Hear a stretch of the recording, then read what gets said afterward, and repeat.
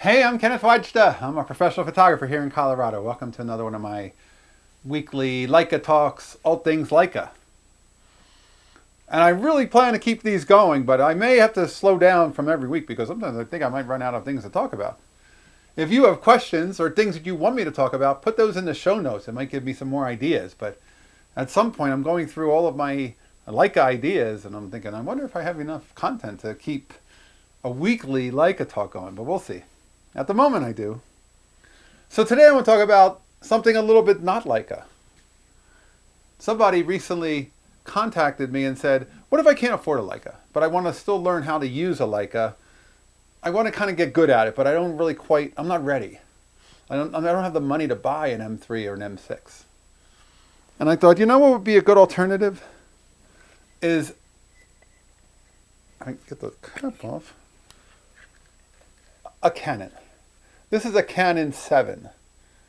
It has this bright light meter that doesn't do anything because it's too old, it doesn't work.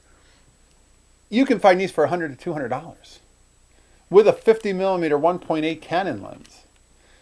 And it's a screw mount lens that if you end up buying an M3 down the road and you can't afford to get a Leica lens right away, you can get a simple adapter and use a Canon lens on your Leica body until you get your Leica lens. The Canon 7 is a great big viewfinder. It uses the same positions as a Leica, so you can get used to how to focus a camera and make it so that you can use that camera and you'll be learning like you would be learning a Leica. And it sometimes comes with deals. Like this one came with a deal where it came with an extra lens in this Boss case with a 100mm f4 lens, all for a couple $100. Now, the one thing you have to be careful of is the 100mm is in this case, and it's a great little portrait lens, but underneath this little flap, there lives a finder that allows you to actually see if you have a camera that doesn't have frame lines like a camera like a Barnack Leica, say, and you want to use a 100mm on it, but you don't have a finder for that. You only have a 50. You can put this finder on and then use this 100mm lens. That's a sweet little extra that came with it. Only, this camera doesn't need it. This camera has a selector for 35, 50, 85, or 100 right in the viewfinder, so you can choose 85 and 100 and it brings up two frame lines.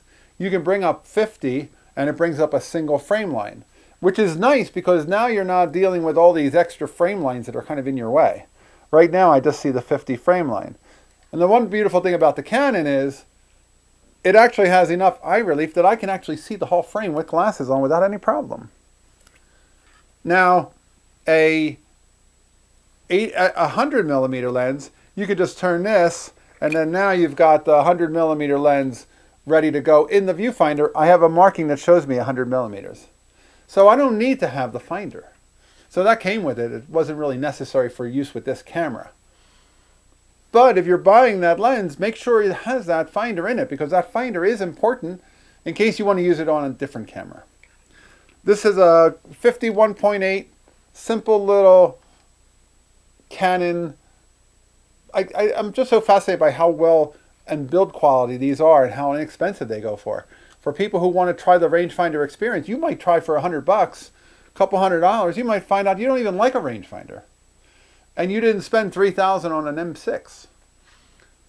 I think the Leica lenses are incredibly well built, and so are these. But Leica, you feel like you're getting the best in engineering and best in handmade quality. That's what you're paying for, handmade quality. But this has exposures, shutter speeds of 1 second to 1,000. You've got apertures down to f1.8. So again, you can do a lot with this. It's about the same size as a Leica M, maybe a little bit bigger, a little bit boxier. But the viewfinder is nice and bright. I've always liked the viewfinder on the Canons. And again, if you're just trying to get started and you want to try something, this is a great way to try. And then if you have this finder, now I have a 35 finder, a 50 finder, and a 100 finder. I could put one Barnack Leica into a bag and end up bringing the extra lenses and finders, and now I have a 3-lens setup that takes up no space at all. I could literally fit this in my coat pocket with the finder inside the case, and the 35 with the finder is so tiny, I could put that into a small container, and then 50 could be on the camera. And I've got a 3-lens setup, Barnack setup, which has virtually no space taken up. Which, I guess I'm a guy who's looking for stealth. I'm looking to carry a lot of gear with me, but I don't want it to weigh me down. I like to walk around with a couple lenses. I often won't change them, and it's only occasionally that I'll say, oh, I really need to shoot with a different lens on this. But I like having the other lenses with me, especially if I'm going out with that Barnack Leica, taking it with a 50mm finder on it, throw an extra lens in the bag. It could be a 90, and I could use the 90mm Leica lens and then put in that 100mm finder. They're close enough that that finder will show me a tighter view than I'll get on, but with a little bit more I can always crop later. The point is, I want to be able to shoot my Barnack Leicas without the inability of using anything but that 50. And like I showed last time, that 35 finder from Canon was a nice little addition. And now that 100mm is a nice little addition for a Barnack. So if you're investing in Canon stuff, some of it can go toward as you grow into Leica. If you get the Canon and then you end up adding a Barnack, now you're in Leica. If you get and the lenses will work right on those. They're both the same screw mount. Then if you get the Leica M, you can use the lenses from the Canon on the Leica M with an adapter. And then you end up eventually getting Leica lenses. So I think it's a great way to get started. All right, that's today's photography talk, looking for alternatives to getting started in rangefinder photography. Hey, if you're enjoying these, hit the subscribe button. If you can support, hit the Patreon, go to supportkenneth.com. Thank you to everybody who does. And I will be back next week. We'll talk more Leica. As always, here's the good light.